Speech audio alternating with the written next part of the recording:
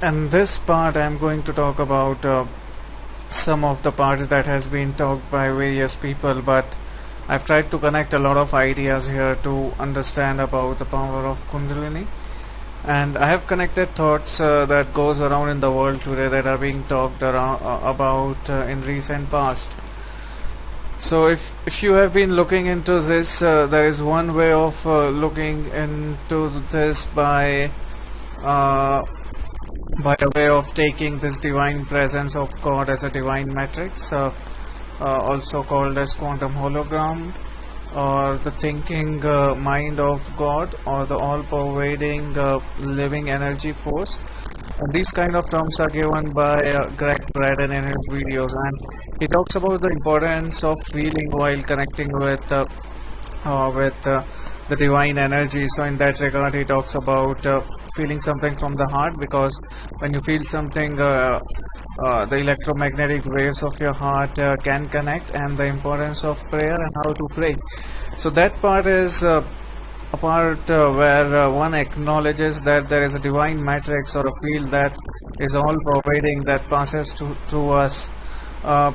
Another part of this, which is an extremely uh, opposite idea, is the Bhakti Yoga that is given by Prabhupada or Kripalu Maharaj. So that talks about the importance of devotion, that talks about the importance of chanting, that talks about the importance of singing.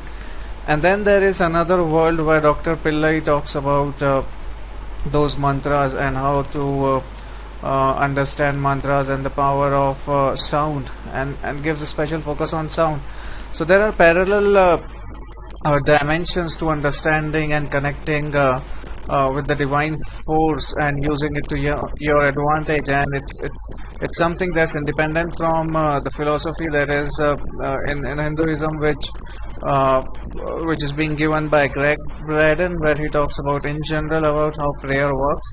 And there is more rightist flavor where the Bhakti Yoga that is given by Prabhupada or Kripalu Maharaj both focuses on the devotion to Lord Krishna. So that's one part, and another part is Dr. Pillai, who focuses on the devotion to Lord Skand or Kartikeya and the importance of mantra. And some of the other confusing part that comes into is the yoga and the breathing and the stretching. Is this something that that becomes important to connect with the divine matrix? So I'm going to talk about how to link all of these things.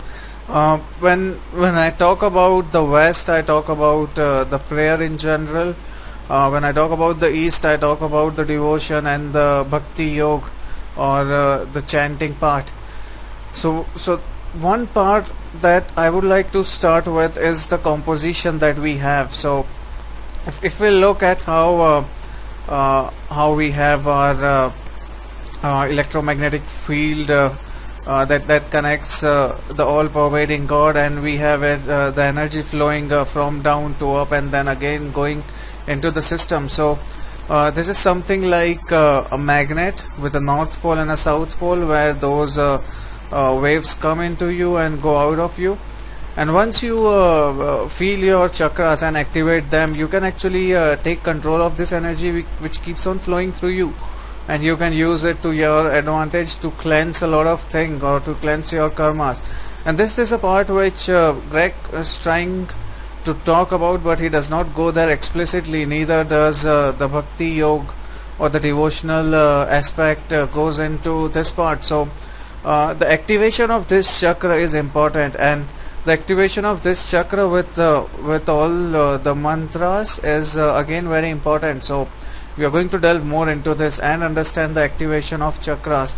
And once we activate our chakras, and once we understand the power of mantra, and we can connect and we can open those fields, then probably we'll be able to connect in the better way with this energy that's flowing into the system, and maybe we can use that energy to our advantage. So this is about the Kundalini awakening. I have some references for you, so I'll continue from here in the next video.